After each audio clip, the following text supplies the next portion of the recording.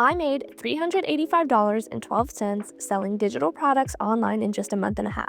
Here's the kicker. My best-selling product only made $52, my second bestseller was $41, and one of my other top sellers made less than $5.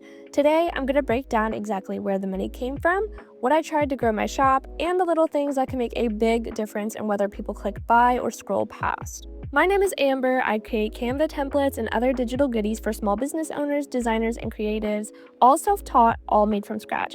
I started selling my templates on Payhip and Etsy, and I've been experimenting like crazy to see what works. This video is my honest breakdown, no sugarcoating, no crazy overnight success claims, just the numbers, the lessons, and the tips that will actually help you. Let's get into the numbers, Payhip versus Etsy. I started selling on July 1st, and it is currently August 15th, so about 6 weeks. We're going to go through Payhip first. So the total sales there are $350.24. I had 2,407 unique customers, which mostly came from freebies. So I had a total of 3,834 orders. My shop had a total of 11,475 views, and my best-selling product on Payhip was the USA map frame, which sold 15 times and made $52.50. Now on Etsy, I only made $34.88. I had 19 orders, 355 visits, and my conversion rate was 5.4%. The bestseller on Etsy was the custom chip bag template and free mockup, which sold 6 times and made $4.80. So between both platforms, that's $385.12.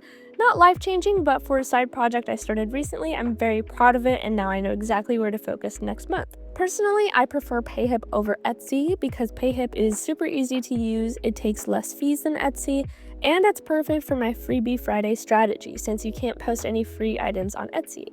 Those 2,400 customers, most of them came from my freebies, and here's the thing.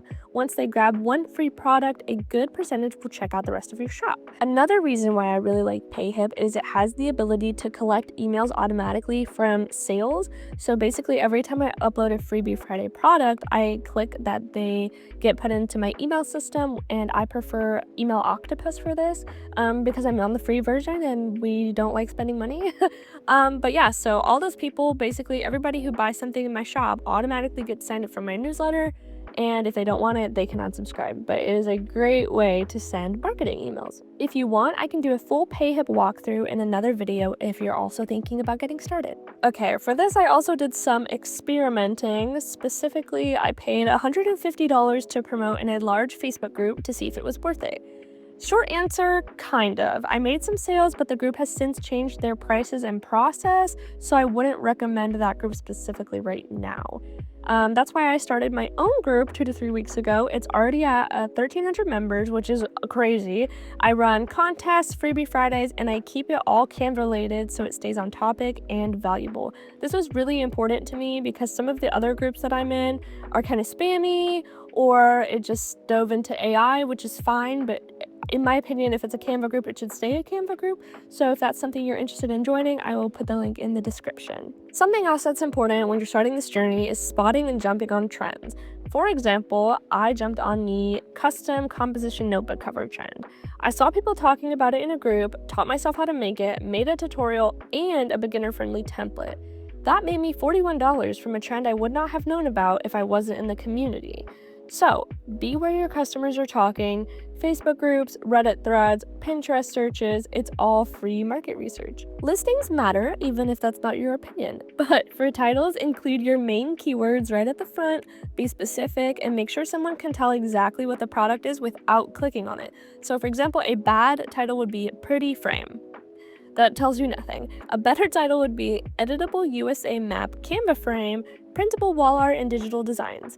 This sums up what it is in one title. For descriptions, don't just list what's inside, tell them what problem it solves or what they can use it for. For tags, think like your buyer. What would they type into the search? Include alternate phrases, colors, styles, and uses, and you can even use AI to help you with these tags if you need it. For images and mockups, very important, your first photo should be clear, scroll stopping, and show the product in use or exactly what it is. Don't make it too busy. People think about what you would click on, basically. As far as my long-term goals go and current challenges, my big goal is to monetize my YouTube channel, and for that I need to hit 4,000 watch hours.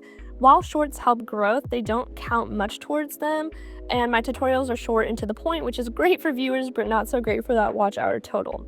Still, I love creating tutorials. I'm self-taught and I know how hard it is to start from zero.